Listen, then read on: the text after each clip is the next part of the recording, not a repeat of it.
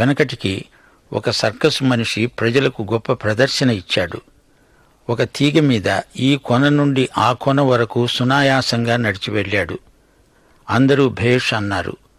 ఈసారి గంపనెత్తుకొని అందులో బరువైన పదార్థాలు నింపి ఈ కొన నుండి ఆ కొన వరకు బరువైన గంపను మోస్తూ తీగ మీద నడిచి వెళ్ళాడు. ప్రేక్షకులు కరతాళ ధ్వనులు చేశారు.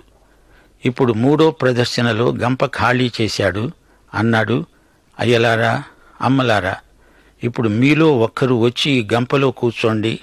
తీగ మీద నడుస్తూ మిమ్మల్ని అవతలికి తీసుకువెడతాను. ఒక్కరూ గంపలో కూర్చోడానికి తెగించలేకపోతున్నారు. అప్పుడు సర్కస్ మనిషి అన్నాడు, నేను మిమ్మల్ని మోయగలనని రుజువు చూచి మానసికంగా ఒప్పుకున్నారు. అయితే వ్యక్తిగతంగా నన్ను నమ్మి తనను తాను నాకు అప్పగించుకునే వ్యక్తి మీలో ఒక్కరూ లేకపోవడం నాకెంతో విడ్డూరంగా ఉంది. శ్రోతలు చూచారా, యేసుక్రీస్తుని గురించి చాలామందికి మానసిక విశ్వాసముంది. కాని వీరిలో యేసు ప్రభువుకు తమను తాము అప్పగించుకునేటంత ఆత్మవిశ్వాసం ఎందరికి ఉంది? కొలసీ 2:9 దేవత్వము యొక్క సర్వపరిపూర్ణత క్రీస్తునందు సశరీరముగా నివసిస్తోంది. ఆయన సమస్తానికి ఆధారభూతుడు, ఎంతైనా నమ్మదగినవాడు. దేవునికి స్తోత్రం.